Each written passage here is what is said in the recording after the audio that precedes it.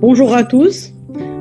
Donc, merci d'être venu, merci d'être là et de m'écouter pendant cette heure. J'espère que je pourrai vous apporter des compétences en termes de recherche clinique.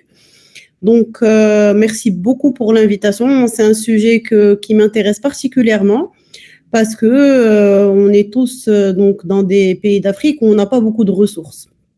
Et quand on va voir les différents types d'études qu'on peut faire, il y a des choses qu'on peut tous faire avec nos petits moyens, qu'on peut partager notre expérience. Et voilà, donc à la fin de la conférence, je vous invite à poser toutes les questions que vous voulez. Je suis là pour vous. Donc, sans tarder, je vais commencer. Alors, vous me dites si... hop. Donc, est-ce que vous voyez mon diaporama? Oui, on arrive à voir. Oui. Donc, voilà, donc on est là aujourd'hui pour parler de l'initiation à la recherche scientifique en médecine. Donc, qu'est-ce qu'on va voir durant cette présentation? C'est d'abord, on va comprendre pourquoi est-ce qu'on fait de la recherche. On va apprendre à identifier les étapes clés, c'est-à-dire que quand on veut faire un programme, une publication, qu'est-ce qu'on doit faire? Comment utiliser les ressources scientifiques et bien sûr les bases de la rédaction pour pouvoir publier nos travaux.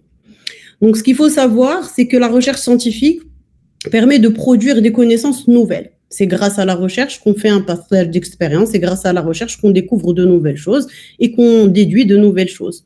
Alors, elle est essentielle. Pourquoi? Pour pouvoir améliorer la prise en charge des patients et pour pouvoir innover, c'est-à-dire donner de nouveaux traitements et comprendre les différents mécanismes. Bon, ça passe pas.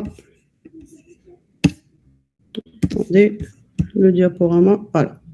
Alors, quelles sont les étapes clés d'une recherche? Donc, d'abord, on doit commencer par identifier une problématique. Où est-ce qu'on va trouver cette problématique? Dans notre pratique courante, dans des choses qu'on observe autour de nous ou dans des lectures qu'on pourrait faire et qui pourraient intéresser notre contexte. Après ça, il faut qu'on fasse une revue de la littérature pour voir ce qui a déjà été publié sur le sujet. Et à partir de ce moment-là, on pourra formuler des hypothèses. C'est-à-dire, est-ce qu'il y a un rapport entre deux événements, des facteurs d'exposition, etc. Après, on va devoir réfléchir à notre étude, concevoir notre étude et élaborer une méthodologie. Ensuite, nous devrons effectuer une collecte et une analyse des données, les interpréter et enfin, on va voir comment est-ce qu'avec toutes ces informations-là, on pourra aboutir à une publication. Donc déjà, la question de départ, comment est-ce qu'on fait? Donc d'abord, on doit énoncer le plus précisément possible ce qui fait l'objet de la recherche. Par exemple, je vais prendre un exemple, je veux faire une étude sur l'hypertension artérielle. Et cette hypertension artérielle, ça va être le fil conducteur qui va nous permettre d'orienter la recherche vers un secteur précis. Après ça, je vais essayer de voir tout ce que je veux voir sur tout ce que je peux trouver sur l'hypertension. C'est ce qu'on appelle la phase exploratoire. Donc, je vais aller lire ce qui a été écrit sur l'hypertension. On va recueillir les informations théoriques et formuler notre problématique de recherche. Et à partir de ce moment-là, c'est là qu'on pourra élaborer véritablement notre question de recherche. Une fois qu'on a une question, il faut se dire, est-ce qu'on a besoin d'élaborer une hypothèse? Donc, soit on va faire une étude, on va poser une question avec une hypothèse, soit on va juste observer. Alors, l'hypothèse, c'est quoi? C'est une réponse provisoire à la question de départ. Par exemple, est-ce qu'il y a une plus grande prévalence de l'hypertension, par exemple, chez l'homme que chez la femme? Et là, on va faire notre recherche bibliographique, on pourra faire notre étude et on pourra soit confirmer, soit infirmer. Donc, l'hypothèse, c'est-à-dire, si on veut la reformuler, c'est l'hypertension artérielle est plus fréquente chez la femme que chez l'homme. La méthodologie, donc là, on a de nombreuses techniques. Ça dépend en fait de ce qu'on veut et on va voir en fonction de différents types d'études quelle est la méthodologie appropriée. Donc, ça peut être un questionnaire, un entretien, une observation et va être variable en fonction du sujet de l'étude et de la question posée. L'étape la plus importante, c'est l'identification d'une problématique parce qu'on peut se poser une question mais que ça soit pas forcément pertinent. Donc, comment est-ce qu'on fait pour identifier et formuler une problématique de recherche? Et c'est une étape indispensable, parce qu'on ne peut pas commencer une recherche si on n'a pas de problématique sous-jacente. Alors déjà, qu'est-ce qu'une problématique de recherche? Donc, c'est une question précise et pertinente qui va guider l'investigation scientifique. Elle décrit un phénomène médical qui peut être mal compris ou controversé ou insuffisamment exploré. Alors, quelles sont les étapes pour identifier une problématique? Donc, d'abord, l'observation clinique. On peut identifier une lacune ou un besoin dans notre pratique quotidienne. Par exemple, l'apport d'un traitement dans une pathologie ou le manque de ce traitement ou comment y pallier. Ou par une analyse de la littérature. C'est-à-dire qu'on va voir, est-ce qu'il y a d'autres personnes qui se sont qui se sont orientées vers la même recherche? Donc, on voit, est-ce qu'il y a des études existantes pour repérer, est-ce qu'il y a des lacunes dans ces recherches? Il faut aussi que notre étude soit pertinente. Par exemple, on va pas aller faire une étude où ça a été publié depuis les années 50, c'est une pathologie où il n'y a pas d'avancée, ou c'est une pathologie qui a disparu, ou qui n'a pas d'intérêt. C'est-à-dire que c'est une question qui est innovante et qui a une valeur ajoutée pour la communauté. C'est-à-dire que ce qu'on va écrire, ça va soit être un partage d'expérience, soit aboutir sur une nouvelle thérapeutique ou de nouvelles recommandations. C'est-à-dire qu'elle doit avoir un impact. Et est-ce que c'est faisable? Et c'est là où nous, on est un peu limité, c'est-à-dire qu'on n'a pas beaucoup de ressources. Est-ce que, par exemple, moi, je ne vais pas faire une étude sur l'anémie, par exemple, chez l'enfant, alors que je sais que je n'ai pas de financement pour payer, par exemple, les bilans? Et bien sûr, le cadre éthique, c'est-à-dire que je ne peux pas donner des traitements à des gens sans passer par tout ce qui est comité d'éthique ou faire des études interventionnelles sur des humains. Alors, comment est-ce qu'on reconnaît une bonne problématique? Donc, d'abord, elle doit être claire et concise. Elle doit être formulée sous forme de questions précises. Elle doit être spécifique, délimitée à un sujet précis. Donc, on ne va pas venir parler de plusieurs sujets dans un même article. Elle doit être, donc on a dit, pertinente et réaliste. Alors, comment est-ce qu'on peut bien formuler notre problématique? Donc, on pose la question en termes ouverts et neutres. Impact, par exemple, du sexe sur la survenue de l'hypertension artérielle. On évite les questions trop larges ou trop étroites. On s'appuie sur des données préliminaires et une bonne connaissance du domaine. C'est-à-dire, je me pose la question chez moi et je me dis, OK, je vais aller investiguer sur ça. Je me pose la question, je fais des recherches pour voir ce qui est déjà publié, est-ce que c'est intéressant, est-ce que c'est pertinent, est-ce que ça va m'apporter quelque chose. Ce qu'il faut savoir, c'est qu'une bonne problématique est le point de départ essentiel. Parce que le but, c'est pas de faire l'étude. Non seulement de faire l'étude, c'est de faire l'étude et qu'elle soit suffisamment intéressante pour qu'elle soit publiée et partagée auprès de la communauté scientifique. Alors, une fois qu'on a élaboré notre problématique, on se pose deux questions. Est-ce qu'on veut décrire un phénomène, c'est-à-dire quoi? Est-ce qu'on veut rechercher la cause d'un phénomène? C'est le pourquoi. Et le choix du type d'étude qu'on va faire, de toute notre méthodologie, va dépendre de ce qu'on veut finalement. Donc, on a plusieurs types d'études. Et les études descriptives, c'est ce qu'on fait le plus, nous, dans notre contexte. Donc, dans l'étude descriptive, il n'y a pas d'hypothèse. C'est-à-dire qu'on va venir observer des cas et on va voir comment. Il n'y a pas forcément d'hypothèse. On va observer, décrire ce qui s'est passé. Et même ça, c'est intéressant. Parce qu'à partir de ces descriptions, on peut parfois aboutir plus tard à des études ultérieures qui pourront être de type analytique. Et l'étude analytique, c'est qu'on a une hypothèse, c'est-à-dire l'influence d'un facteur sur la survenue d'un événement ou la relation entre de différents facteurs.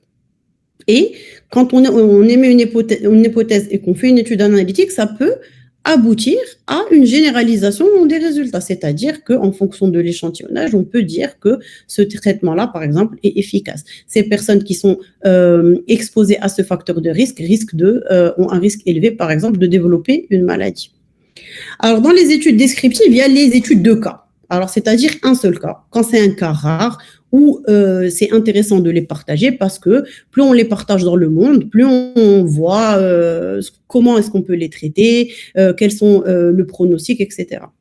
Une série de cas, c'est-à-dire qu'on prend un groupe de population et on étudie une pathologie donnée.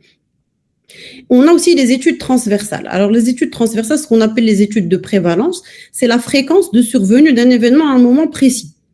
C'est-à-dire qu'on prend un événement et le facteur temps, c'est-à-dire qu'on se dit pendant le mois d'août combien il y a eu d'accidents, par exemple, de la vie courante chez l'enfant. Et là, on analyse cet aspect-là. Ou sinon, longitudinal. Par exemple, on va observer, c'est ce qu'on appelle les études d'incidence, on va observer sur une période déterminée, c'est-à-dire une période, par exemple, plus ou moins longue, un groupe de sujets et on voit leur modification de l'état de santé. Donc là, on voit est-ce qu'ils sont exposés, non exposés, etc. Alors, pour les études corrélationnelles, elles étudient l'association entre les variations d'indicateurs collectifs et d'exposition et de santé. Alors là, on est dans ce stade-là. À ce stade-là, on est dans le descriptif, c'est-à-dire l'étude d'individus ou l'étude corrélationnelle. Pour aller plus loin, et c'est ce qui est un peu plus compliqué, c'est les études analytiques. Donc, on a les études analytiques de type d'observation, c'est-à-dire que le chercheur observe le cours naturel des événements. Ça veut dire quoi? Ça veut dire que le chercheur n'intervient pas. Donc, on laisse les événements se produire et on constate, et là, on peut, par exemple, évaluer des facteurs de risque, etc. Les études expérimentales, où là, le chercheur intervient, c'est-à-dire qui, par exemple, c'est comme les études cas témoins, c'est-à-dire qui est exposé à quoi, comment et où, et c'est vraiment une intervention de l'investigateur. Donc là, on a vu les deux types d'études qu'on peut faire après avoir élaboré notre étude, notre question de départ et notre hypothèse. Et alors, pour les études analytiques, donc il y a les cohortes. Les cohortes, c'est la sélection des patients sur un facteur d'exposition qui sont suivis dans le temps. Et on va voir est-ce qu'il y a l'apparition ou non d'une maladie. Par exemple, on va voir des patients exposés, par exemple, à du tabagisme passif ou actif, et on va voir est-ce qu'ils vont développer un cancer du poumon. Pour les études cas témoins, ça va être autre chose. C'est-à-dire qu'on va prendre tous les patients, par exemple, qui ont fait un cancer du poumon, et on va voir les facteurs d'exposition. Est-ce qu'il y avait le tabagisme? Est-ce qu'il y avait de l'alcoolisme? Est-ce qu'il n'avait rien du tout? Et là, on va voir est-ce qu'effectivement, c'est un facteur de risque. Donc là, nous avons vu, donc c'est une diapo qui résume les différents types d'études, donc descriptives et analytiques, que nous pouvons faire en fonction de notre question de recherche. Alors, une fois qu'on a établi notre question de recherche et qu'on a à peu près approché ce qu'on voulait faire comme étude, la première chose qu'il faut faire, c'est la revue de la littérature. Alors, ce qu'il faut savoir, c'est que les maladies changent, les traitements changent, les publications changent, la science est en constant changement. Donc, il ne faut jamais se baser sur un fait qu'on vous a enseigné. On vous enseigne des choses, c'est très bien, mais il faut toujours aller plus loin et se mettre à jour. Alors, qu'est-ce que la recherche documentaire? En fait, c'est une démarche qui est systématique, ça ne se fait pas au hasard. Comment est-ce qu'on sélectionne ce qu'on doit lire? Où est-ce qu'on doit les lire? Donc, c'est un ordre et une méthode qui sont déterminés. Alors, qu'est-ce qu'on fait? On identifie, on récupère et on traite des données publiées ou non. Alors, cette identification des informations, elle nécessite au préalable la connaissance des sources d'informations. C'est-à-dire qu'on ne peut pas aller lire n'importe quel article de n'importe quelle revue et se dire c'est fiable. Et cette démarche doit être la plus pertinente possible et être exhaustive. C'est-à-dire qu'il faut savoir faire cette recherche, qu'il faut maîtriser les outils et les stratégies de recherche. Alors, pourquoi on fait une étude, une bonne recherche documentaire? Pour devenir familier avec la terminologie de notre discipline, et là, il faut utiliser les mots-clés qui sont adaptés. Pour retrouver le maximum d'informations sur notre sujet de recherche, éviter de refaire des études qui ont été faites et refaites. Elle permet de faire un travail de recherche original grâce à la synthèse des données préalablement publiées et de retrouver des insuffisances dans des travaux. Par exemple, il y a des travaux qui ont été publiés. Parfois, on se dit, tiens, il y a peut-être autre chose et on peut les compléter et apporter du nouveau grâce à notre étude. Alors, quels sont les outils et les sources d'informations pour la recherche documentaire? Donc, on a un grand nombre de ressources maintenant avec toute l'informatique. On a de grandes ressources électroniques. Alors, il y a les bases, les banques de données bibliographiques, et c'est ce qu'on utilise le plus. Les espaces d'evidence-based medicine, les moteurs de recherche, vous connaissez tout ce qui est Google Scholar, la littérature grise, les portails et annuaires. Alors, quels sont les points indispensables à vérifier pour la fiabilité de l'information trouvée sur le web? Donc d'abord, l'auteur. il faut savoir qui est l'auteur et d'où vient, c'est quoi cette page, c'est quoi ce site. Est-ce que c'est un site scientifique, c'est un site pour qui il est destiné, est-ce qu'il est destiné pour le grand public, est-ce qu'il est destiné pour le personnel donc médical. La transparence du commanditaire, c'est-à-dire est-ce que c'est une page commerciale, est-ce que c'est une société commerciale, un laboratoire qui donne des recommandations et qu'est-ce qu'il a à nous vendre. Est-ce qu'on déclare un conflit d'intérêts ou pas? Donc, il faut faire très attention parce que parfois, on a des informations qui ne sont pas vérifiables et qui peuvent être erronées. La date de publication, c'est la date d'écriture ou de mise en page. Il faut qu'elle soit indiquée, il faut la relever parce que si, par exemple, vous voulez parler d'actualité thérapeutique, vous n'allez pas aller rechercher quelque chose, un article des années 2000, par exemple. Il faut chercher des articles plus récents. Les sources, alors, quand vous lisez un article, il faut regarder. Est-ce qu'il y a des références bibliographiques? Est-ce qu'il y a un comité de contrôle du site? Parce que si quelqu'un vient vous affirmer quelque chose, il faut qu'il le justifie. C'est-à-dire qu'il faut qu'il y ait des références bibliographiques. L'exposé en lui-même, est-ce que le discours repose-t-il sur des faits, des opinions ou de la propagande? Il faut que votre article soit reposé sur des faits, sur des choses qui soient prouvées. Quelle est la cible du site? Donc, on a dit grand public ou professionnel. Et la catégorisation, est-ce que c'est une référence? Est-ce que c'est un site qui est connu? Est-ce qu'il est reconnu? Est-ce que c'est un site institutionnel, par exemple, d'hôpital ou d'une université, ou un site personnel comme un blog, par exemple, où les gens peuvent poster un peu ce qu'ils veulent. Donc, c'est très, très important de pouvoir vérifier tout cela avant de lire un article. Donc, dans tous les cas, quand on lit un papier, toujours, se dire quelle est sa valeur, il faut garder notre esprit critique. Alors, on commence par les bases de données bibliographiques et c'est ce qu'on doit utiliser, chaque chercheur. Alors, c'est quoi une base de données bibliographique? C'est un ensemble d'informations organisées et traitées qui nous permettent de faire une recherche documentaire sur des critères précis, c'est-à-dire l'auteur, le titre, le sujet et la date par le biais d'outils informatiques. Alors, elles décrivent sous forme de références bibliographiques divers documents, que ce soit des articles, des livres, des ouvrages, des rapports, des résumés de congrès, avec un apport d'indexation, c'est les descripteurs. Une référence bibliographique, c'est quoi? C'est la citation d'un document qui permet d'identifier précisément carte d'identité, document, auteur, titre, éditeur, date de publication et mots-clés. Et le thésaurus, c'est le vocabulaire qu'on doit utiliser pour pouvoir faire notre recherche bibliographique. Donc, c'est un vocabulaire qui est structuré de mots qui ont entre eux une relation sémantique, hiérarchie, synonymie, association. Le thésaurus constitue une traduction du langage naturel, trop riche et ambigu, donc on utilise tous les jours, en langage documentaire, simplifié, explicite et uniformisé. Alors, la première base de données de laquelle je vais vous parler, c'est la Medline, et c'est celle qui est la plus complète et la plus facilement accessible sur les soins en santé. Donc là, je vous ai mis le lien, donc si vous voulez le copier. Alors, c'est une base de référence bibliographique qui est donc développée par la Bibliothèque nationale de médecine aux États-Unis, et elle contient plus de 26 millions de références recueillies depuis 1966. Donc, elle traite divers domaines, donc vraiment de tout, de l'anatomie, la génétique, médecine dentaire, médecine fondamentale, etc.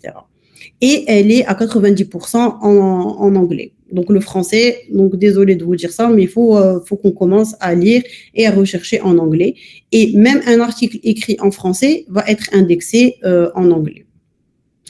La deuxième base de données, c'est Science Directe. Donc là, je vous laisse aussi le lien. Donc, la Science Directe, c'est une plateforme d'accès aux journaux qui sont publiés ou diffusés par donc l'éditeur Elsevier.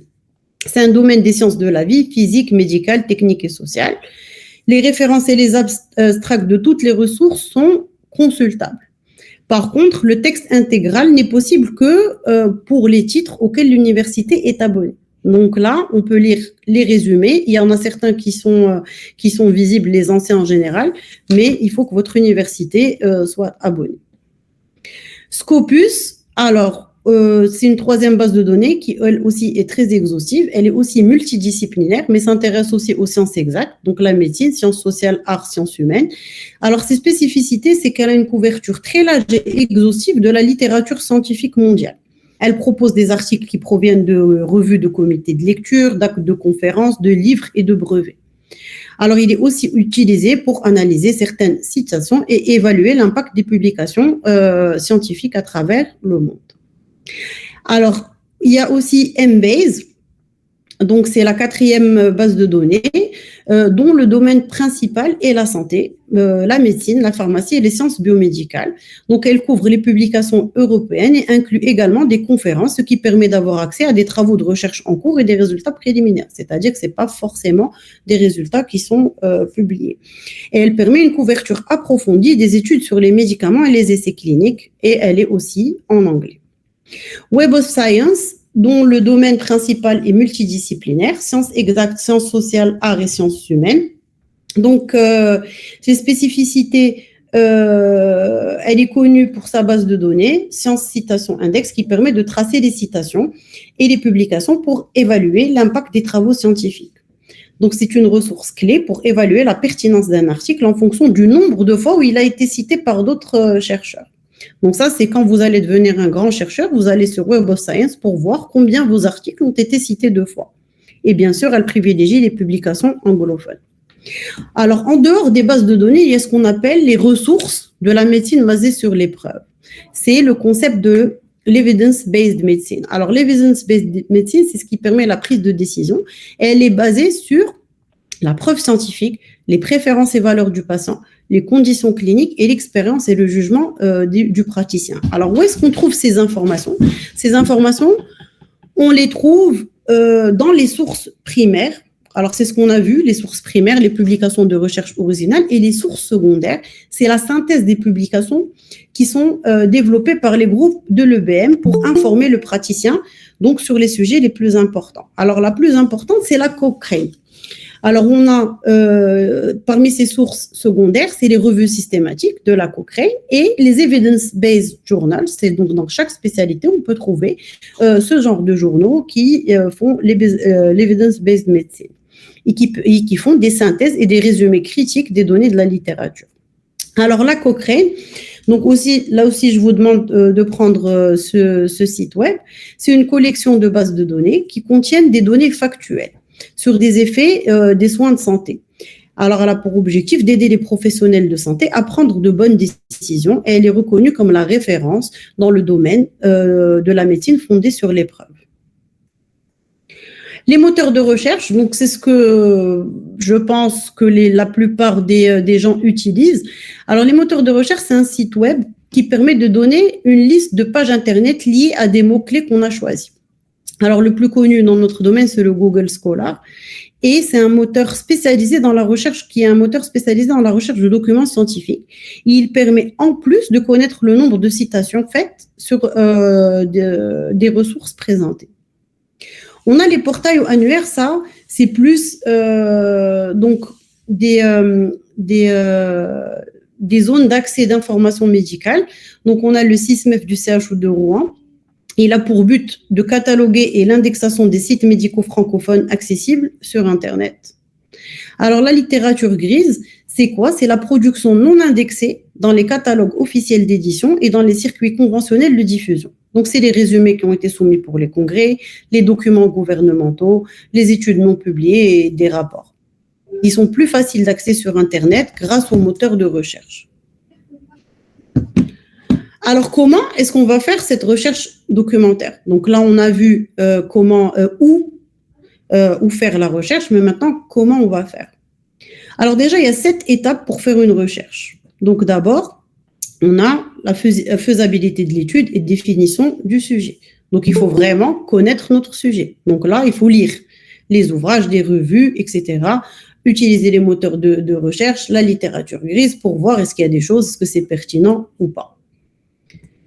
Ensuite, on va établir notre stratégie de recherche. C'est les choix des mots-clés et des équations de recherche. Et là, je vais vous demander de bien vous concentrer. Alors déjà, les mots-clés doivent décrire le sujet. C'est la formulation de la question. Et là, même dans votre rédaction, vous devez formuler cette question. C'est le PICOS. P comme patient ou population, c'est-à-dire qui. I, c'est intervention. Est-ce qu'on fait une intervention thérapeutique? Indice, c'est... est-ce que on recherche un diagnostic, un indicateur ou un pronostic? C, est-ce qu'on fait une comparaison? O comme outcome, comme le devenir, le résultat. Et S, comme study design. Est-ce que c'est un essai clinique ou une étude d'observation? Donc, à partir de ce moment-là, on va utiliser les termes du MESH. Alors, les termes MESH, c'est les mots-clés scientifiques. Alors, pour pouvoir traduire un terme et mener une recherche en français, on peut, donc là, je vous ai mis le site du MESH bilingue, anglais-français, et du CIMEF. Donc là, on peut donc mettre le mot et il va vous donner les différents mots qu'on peut utiliser dans notre recherche bibliographique.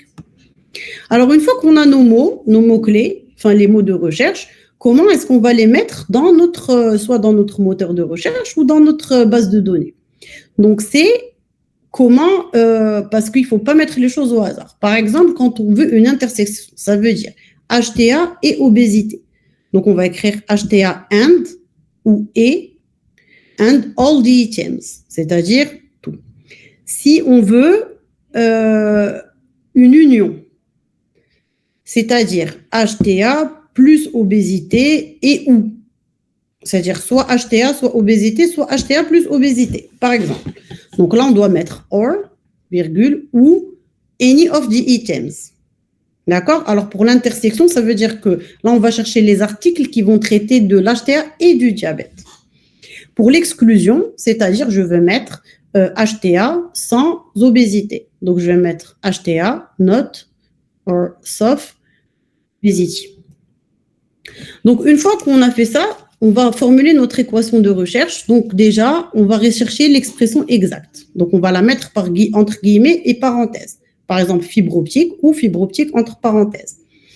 Et on va utiliser aussi les opérateurs booléens, c'est les parenthèses. Comment est-ce qu'on va... En fait, c'est l'ordre de ce qu'on va rechercher. Donc, le recherche différent selon l'emplacement des parenthèses. Par exemple, si on met, par exemple, HTA et obésité ou diabète, d'accord? Donc, si on veut prioritairement HTA plus obésité, donc on va mettre HTA plus obésité entre parenthèses ou diabète sans parenthèse. Si on veut, le but c'est diabète, c'est facultatif, donc on va mettre ce qui est important entre parenthèses. Alors les termes non pertinents, c'est les pronoms. On ne va pas mettre le, les, set, off, etc. On va utiliser les mots qui sont précisément décrits.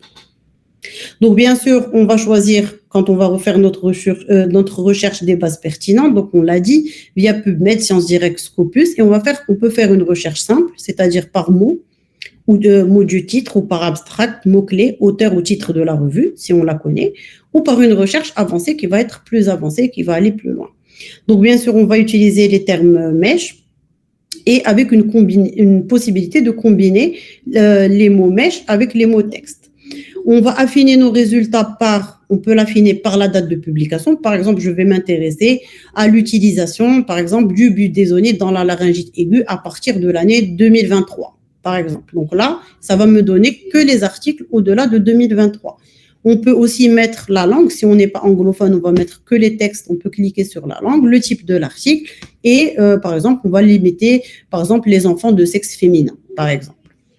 Donc voilà la page de garde de PubMed. Donc quand on veut une recherche avancée, on va là où je vous ai mis la flèche. Donc là, on peut toujours en fonction donc de ce qui est de éliminer ou ajouter des choses en fonction de ce que l'on cherche. Et là, on peut vraiment à chaque fois rechercher et filtrer au fur et à mesure qu'on veut faire notre recherche pour être de plus en plus précis. Donc, une fois qu'on a choisi notre base de données, on va lire nos articles. Donc, on va sélectionner les références les plus pertinentes. Donc, on va garder que les documents pertinents. On va éliminer les documents qui sont pareils, obsolètes ou ceux, par exemple, qui datent de très longtemps et organiser notre travail en hiérarchisant les documents gardés par ordre d'importance. Alors, il faut toujours penser à noter les références bibliographiques parce qu'on peut vouloir citer un document et après ne pas le retrouver. Évaluer la pertinence de l'information recueillie et procéder à de nouvelles recherches si besoin. Donc, on peut utiliser le logiciel de gestion Zotero EndNote. C'est un logiciel qui permet au fur et à mesure d'enregistrer les références bibliographiques. Alors après, on va localiser les documents et commandes. Donc, il faut trouver, c'est-à-dire qu'on ne peut pas citer un document ou se fier juste au résultat d'un résumé. Donc, il faut trouver le texte intégral de l'article. Donc, soit on est dans une revue open access, c'est-à-dire qu'on a accès à tout le texte,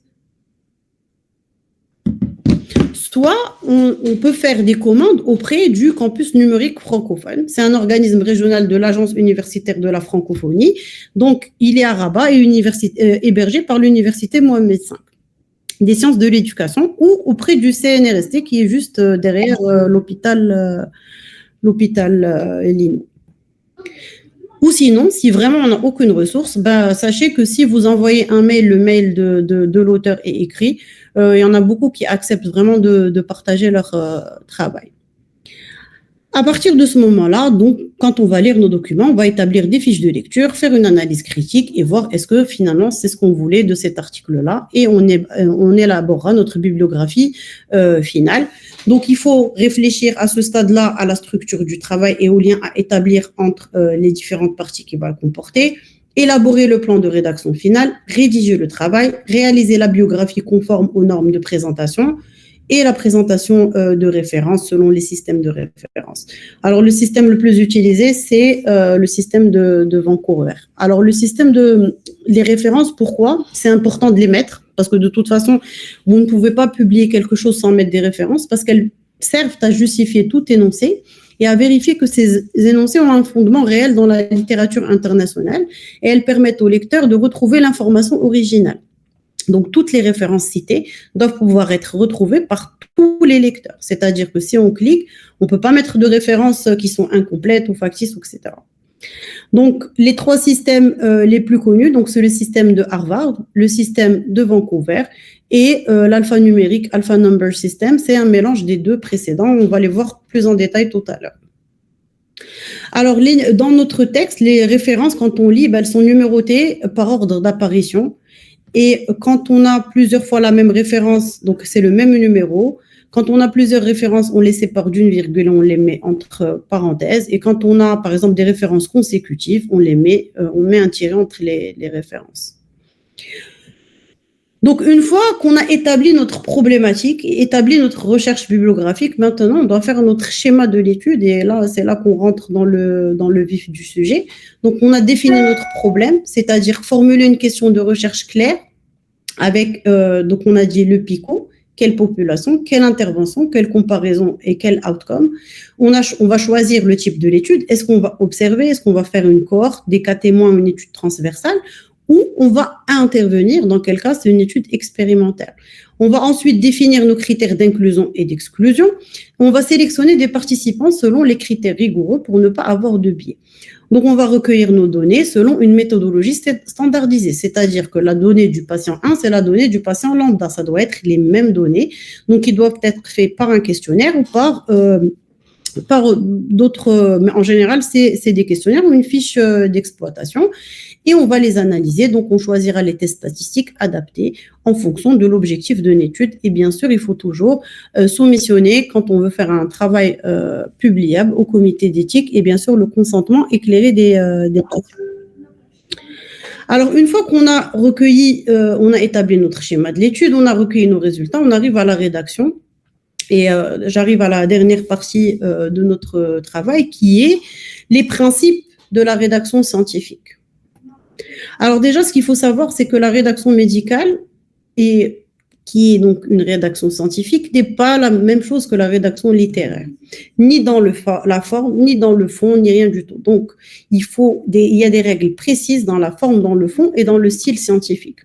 Alors, le style de la rédaction scientifique doit être clair, précis, concis. Le meilleur style dans la rédaction scientifique est l'absence de style. Une idée par phrase et une phrase par idée. Et on utilise sujet, verbe, complément. Clair, ça veut dire c'est un langage qui doit être clair et simple, avec un bon usage de la virgule, on ne met pas des virgules n'importe où, et on utilise, il faut faire attention aux abréviations et aux unités de mesure. Et il faut toujours se fier aux recommandations aux auteurs. Alors avant, par exemple, de soumissionner à une revue, il y a une rubrique. Dans chaque revue, on veut soumissionner, où il y a une recommandation, il faut la suivre très rigoureusement, sinon votre article ne sera pas publié. La précision. Alors, il faut être rigoureux. Parce que c'est ce qui va donner de l'apport à la qualité de votre travail. Par exemple, on ne peut pas utiliser des expressions comme dans un bon nombre de cas où le membre inférieur a un peu augmenté de volume. Il faut donner des mesures. ou des variables qualitatives, une échelle de grandeur qui est définie au préalable. Alors, quel style adopter? Un style concis, c'est-à-dire qu'on va supprimer les expressions creuses. Il paraît utile, il va sans dire, etc. Ça, c'est des choses qu'il faut éviter. Éviter les redondances et les pléonasmes, c'est-à-dire un tube complètement plein, etc. Ça, c'est à bannir. Supprimer l'émotion et le subjectif. Beaucoup d'efforts, nous déplorons le décès, etc. Ce genre de choses, ça passe pas dans l'écriture d'articles scientifiques. Les temps du verbe. Alors ça, c'est important.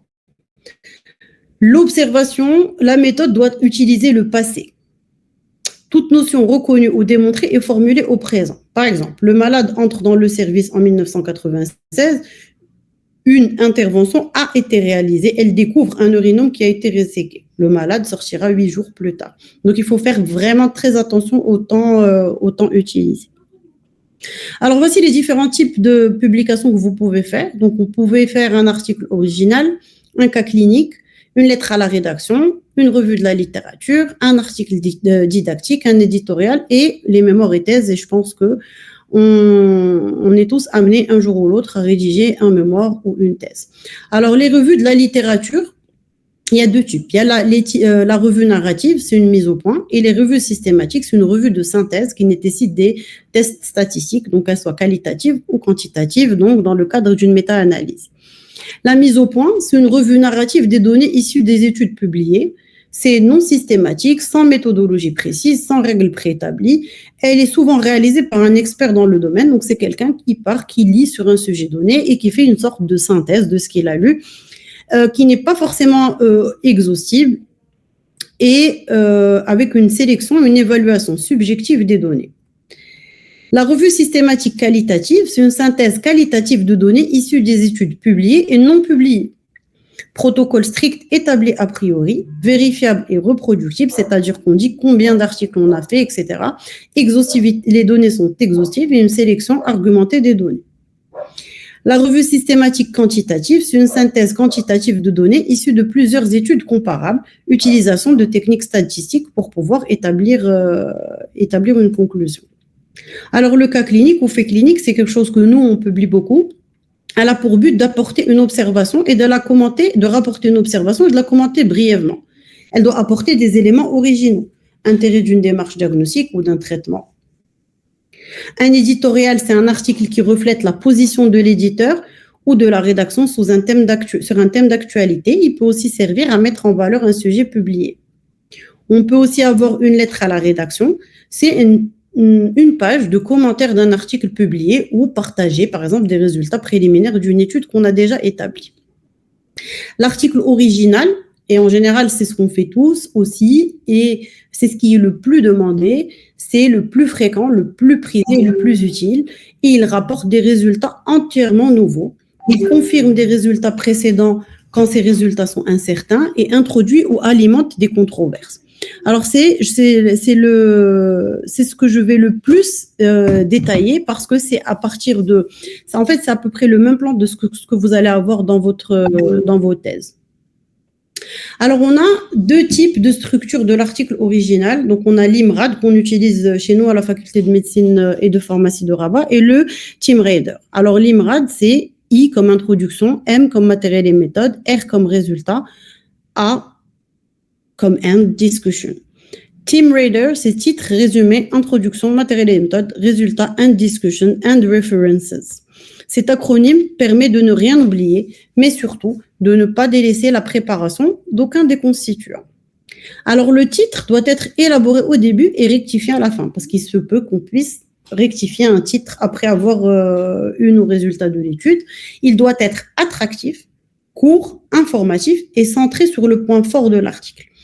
On a vu beaucoup d'articles avec 3 lignes de titre. Vaut mieux éviter, il faut aller vraiment à ce qui va attirer le lecteur. Son but est d'annoncer le contenu de l'article avec un maximum de précision et de concision.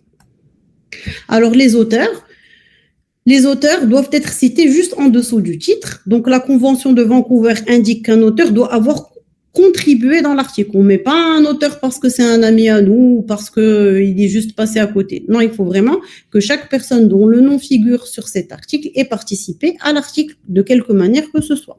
Soit à la conception, à l'analyse et à l'interprétation de données, à la rédaction de l'article ou à la révision critique de son contenu intellectuel, et doit avoir approuvé la version finale de l'article. C'est-à-dire que tous les auteurs qui figurent sur l'article doivent être d'accord sur la version finale de l'article. Et ce qu'il faut savoir, c'est que chaque auteur a une responsabilité intellectuelle et morale, voire juridique, vis-à-vis du contenu de l'article. C'est-à-dire que si quelqu'un met votre nom alors qu'il y a une information qui est erronée, etc., c'est-à-dire que vous êtes tout aussi responsable que lui. Donc, il faut toujours, en conclusion, lire la version finale et l'approuver avant la soumission. Alors, en dessous des noms, on doit mettre un petit résumé. Alors, le résumé, il a pour but d'informer le lecteur de manière abrégée sur le contenu de l'article. Et doit être, comme l'article, avoir un style concis, précis et clair. Aucun mot inutile pour pouvoir tout dire. On a un minimum de mots, donc on ne rajoute pas des mots inutiles. La présentation doit être structurée comme l'article, donc selon le plan IMRAD par exemple, si l'article est selon le plan IMRAD, et doit présenter les principaux résultats de l'étude. C'est comme une sorte de mini-version de l'article. Les mots-clés écrits en dessous du résumé, donc ils doivent être choisis dans la liste de l'index médicule, donc le MESH. Est très important pour pouvoir trouver facilement votre article dans une recherche bibliographique et surtout, parce que ce qui nous intéresse, c'est d'être lu. Donc, que votre article soit cité. Alors là, je vous remets les sites, au cas où vous ne les auriez pas pris tout à l'heure, du MESH en anglais et du MESH bilingue français-anglais. Alors, comment rédiger notre introduction? Donc, avant la rédaction, il faut avoir une idée sur à quoi ça sert. Donc, elle a déjà deux buts. Donc, premièrement, informatif, c'est-à-dire donner au lecteur une idée claire et concise du sujet élaboré et montrer l'intérêt du travail pour que le lecteur ait envie de lire l'article. Donc, elle est composée en trois parties. Un aspect général du sujet, un aspect particulier du problème qui a été abordé dans le travail original et bien sûr, terminer sur le but de notre étude. Alors, la méthodologie, c'est l'étape la plus importante parce que parce que tout ce qui va être écrit après va dépendre de notre méthode. On ne peut pas donner des résultats qui n'ont pas figuré, dont la méthodologie n'a pas été décrite. Donc, il faut décrire avec précision ce qui a été fait pour répondre à la question posée, convaincre le lecteur de ce qui a été fait et valide, fournir suffisamment de détails pour que l'étude puisse être répliquée. Alors, comment est-ce qu'on organise notre méthodologie? Donc, l'organisation d'une bonne section, donc elle doit guider logiquement le lecteur dans la complexité de ce qui a été fait et être basée sur une présentation chronologique et suivre une présentation allant du général au particulier. La première partie, la plus générale, peut comporter deux éléments. La description du contexte de l'étude, le contexte géographique et historique. Par exemple, il s'agit d'une étude qui s'est déroulée, par exemple, je vais donner mon exemple, à l'hôpital d'enfants de Rabat, au service des urgences médicales pédiatriques, durant l'année 2025. D'accord? Et la définition du schéma de l'étude. Là, on va dire le type de l'étude. Alors, il s'agit d'une étude, par exemple, descriptive ou d'une étude analytique ou interventionnelle ou whatever, ce qu'on a décidé de décrire. Oui. Oui, je voudrais juste te demander, oui. Il y a des questions. Allô? Oui. Oui, allô, vous m'entendez? Oui, je vous entends. Oui, je ne sais pas si on peut prendre quelques questions sur ce qu'on a eu à voir jusque-là. Oui, bien sûr. D'accord. Alors, dans la salle, est-ce qu'il y a des questions jusque-là par rapport à tout ce que nous avons déjà eu à apprendre maintenant? Il y a des questions? Ou des choses qui n'ont pas été bien saisies? Comme ça, voilà, la prof va venir un peu. Oui, des bonheurs. Bon, moi, j'aurais souhaité qu'elle finisse la présentation, vu qu'on prenne note déjà, qu'elle finisse la présentation pour ne pas qu'elle perde le fil d'idées. Qu'elle finisse la présentation, comme ça, les questions vont suivre. Après, sinon, ça va un peu causer des... D'accord. Pas de problème. C'est bon, d'accord. Donc, professeur, vous pouvez continuer. Très bien.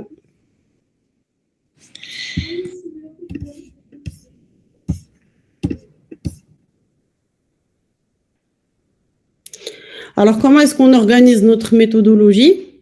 Donc déjà, on a dit la première partie, c'est qui comporte donc le type de l'étude et le lieu, par exemple, de l'étude. La deuxième partie, c'est la population, c'est-à-dire ce qui va définir la population étudiée.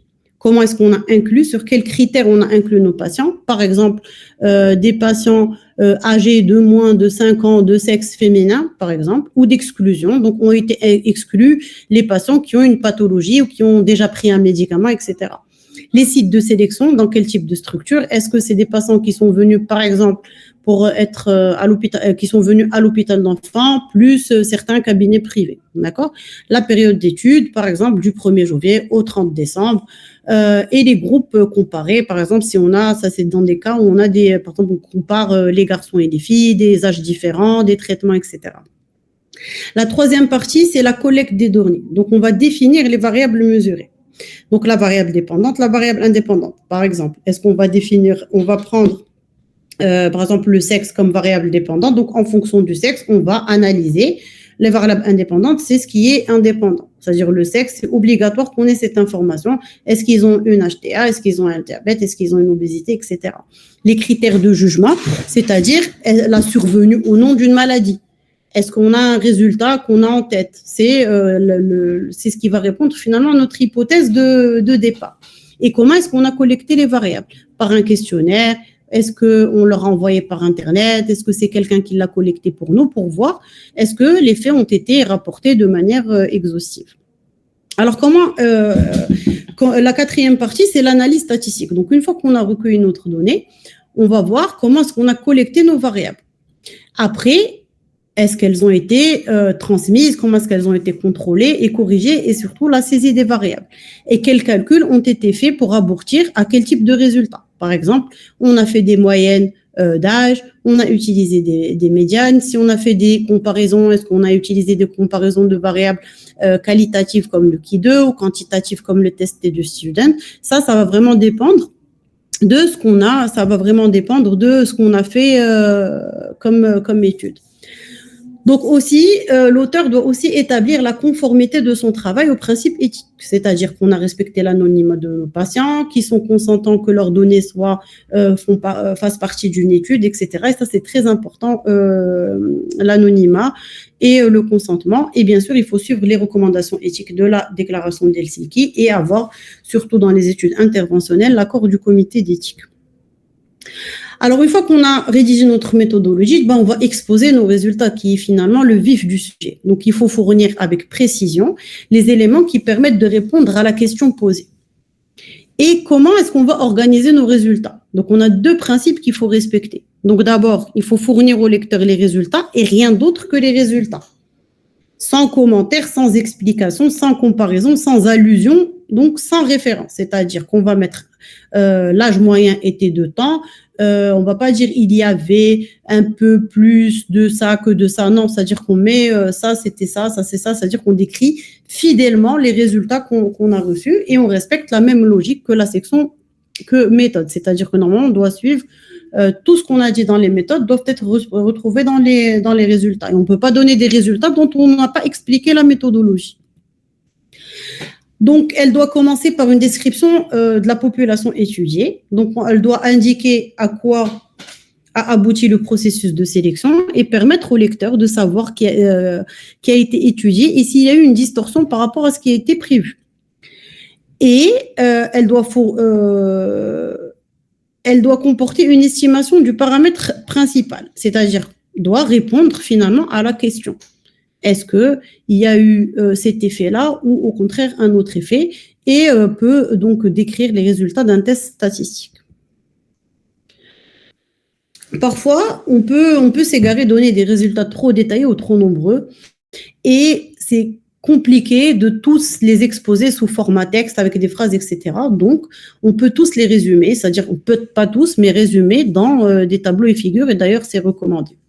Alors, comment est-ce qu'on met les résultats dans des tableaux?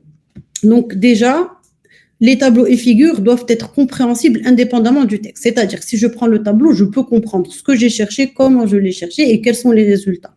Ils ne doivent pas dupliquer l'information présente dans le texte. C'est-à-dire que si je décris, par exemple, je ne vais pas dire dans le texte l'âge moyen était de tas d'années et remettre la même chose dans le tableau. C'est-à-dire que si on met dans le texte, on dit que les caractéristiques, par exemple, sociodémographiques, ont été décrites dans le tableau 1. Et dans ce cas, on invite le lecteur à aller dans le tableau 1. Ils ne doivent pas se dupliquer les uns des autres. Ils doivent apparaître ou être appelés au bon endroit par rapport à l'article. C'est-à-dire que il faut mettre la référence, c'est-à-dire le tableau 1. Donc, on fait un petit explicatif du tableau.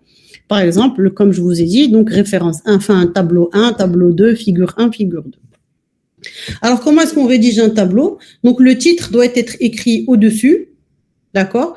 Alors, en dessous, figurent les notes explicatives avec les différents symboles. Par exemple, si on utilise des abréviations ou quelque chose qu'on doit expliquer, le corps du tableau ne comprend que des nombres et pas les unités. Les unités doivent être en haut, dans la tête de colonne ou avec un astérix. Il faut les mettre en dessous du tableau dans les explications et il faut éviter les lignes de séparation. Alors pour la figure, les figures en général c'est des graphiques, donc elles permettent de montrer des distributions, des tendances ou des contrastes concernant des données abondantes, histogramme, diagramme en barre, courbe, diagramme en secteur, avec une légende en dessous et on peut donner aussi des notes explicatives. Dans la discussion, donc après l'exposition des résultats, donc, on a la discussion. Dans la section discussion, les auteurs doivent proposer une interprétation des résultats et envisager leurs implications, qui demandent une bonne maîtrise du sujet et des méthodes et un esprit critique. Donc, elle doit être structurée, donc elle doit résumer les principaux résultats, les comparer à la littérature, relever les points forts et les limites, et finalement, on a trouvé des résultats. Qu'est-ce qu'ils impliquent? Donc, les résultats, donc les principaux faits, donc c'est les principaux résultats. Est-ce qu'on a répondu à notre question? Et la comparaison avec la littérature, les résultats qui confirment les connaissances, ceux qui révèlent de nouveaux faits et ceux qui contredisent les connaissances. C'est vraiment une comparaison par rapport aux autres études qui ont été publiées sur le sujet. Les points forts et limites. Donc, est-ce que, par exemple, il s'agit d'une première étude? Est-ce que c'est une étude à l'échelle nationale? Ça, c'est des facteurs qui sont importants. Les problèmes rencontrés, par exemple, les pertes de vue, la validité de méthode de limite. Est-ce qu'on a, à partir de notre étude, une possibilité de généraliser nos résultats? Et bien sûr, l'implication des résultats. Est-ce qu'il y a des implications pour la santé publique? Est-ce que c'est un problème de santé doit être considéré comme plus important qu'il ne l'était auparavant à la lumière de notre étude? Est-ce qu'il y a des actions de santé existantes? Est-ce qu'elles doivent être modifiées ou il faut mettre en œuvre de nouvelles actions? Et les implications pour la pratique clinique qui peuvent concerner la prévention, par exemple la prévention, le dépistage, les capacités de diagnostic ou de traitement ou la réadaptation. Donc la discussion, alors comment est-ce qu'on la rédige? Donc on doit utiliser le passé pour les résultats et en général le présent, donc comme on l'a dit tout à l'heure, pour les faits établis, et elle doit être de longueur égale à la moitié de l'article. Alors ce qu'il ne faut pas faire dans la discussion, c'est répéter ce qui a été dit dans l'introduction, dévaloriser son travail, se dire oui, j'ai pas trouvé le résultat que je voulais, le dévaloriser, non. L'absence de résultat est un résultat. Le triomphalisme, dire oui, mon travail est magnifique, topissime, etc. Non, faut pas faire ça. Faut rester neutre et sortir du cadre de l'étude, c'est-à-dire extrapoler. Ça fait notre article un hors sujet. Alors, ce qu'il faut faire, c'est terminer la section discussion avec un petit résumé, une conclusion et des recommandations. Il faut toujours essayer de faire ça parce que c'est ce qui permet au lecteur de vraiment se focaliser sur l'essentiel. Donc, les conclusions et les recommandations que vous tirez de vos résultats doivent être proportionnées aux données qui sont à votre disposition. Donc, il faut nuancer. On ne va pas dire le traitement, c'est ça. Voilà, c'est-à-dire qu'à la lumière de ce qu'on a dit, il est recommandé, par exemple, d'indiquer ce traitement. Alors, pour la conclusion, c'est vraiment l'étape ultime et c'est vraiment important de bien la faire. Donc, ça doit être une partie qui est clairement identifiée et qui rappelle les principaux résultats et les orientations futures. C'est-à-dire, c'est comme une sorte de mini-résumé des résultats et vraiment de la discussion. C'est-à-dire, quelles sont les implications de nos résultats. Alors, finalement, pour les références, c'est quoi? Les références, c'est le renvoi à un document utilisé pour écrire un texte, pour présenter état de la question, introduction, technique, matériel et méthode, et apporter des éléments de réflexion, d'argumentation et de discussion. Donc, elles servent à justifier tout énoncé, vérifier que ces énoncés ont un fondement réel dans la littérature et permettre au lecteur de retrouver l'information originale. Alors, les 3 systèmes, on les a vus tout à l'heure. Donc, c'est juste pour vous rappeler que comment est-ce qu'on va les noter. Donc, elles sont classées par ordre croissant de leur numéro d'appel. S'il y a plus de 6 auteurs, on liste les 6 premiers suivis de « et al ». Le titre des revues doit être abrégé conformément au style utilisé par Medline. Exemple, par exemple, pour le New England Journal of Medicine, ça s'écrit N, Eng, G, Med. Les auteurs, donc on doit noter l'auteur, le titre, le journal, la date, point virgule, le volume, 2 points, avec la page. Là, je vous ai mis un exemple, donc avec les noms des auteurs, suivi du nom de la revue, avec la date, suivi des pages. Alors, en conclusion, qu'est-ce qu'on retient à notre initiation de la recherche scientifique? C'est que c'est une démarche essentielle pour développer une méthode rigoureuse basée sur l'observation, l'expérimentation et l'analyse. Une pensée critique pour évaluer les sources et les résultats. Une capacité d'innovation en explorant de nouvelles hypothèses. Donc, en résumé, qu'est-ce qu'on retient? La recherche est un processus structuré, mais il faut être créatif. Elle contribue à l'évolution des connaissances et à la résolution des problèmes contrés. Donc, la science n'est pas une simple accumulation de faits, mais une manière de penser. Et maintenant, quel sujet allez-vous publier? Et je vous remercie.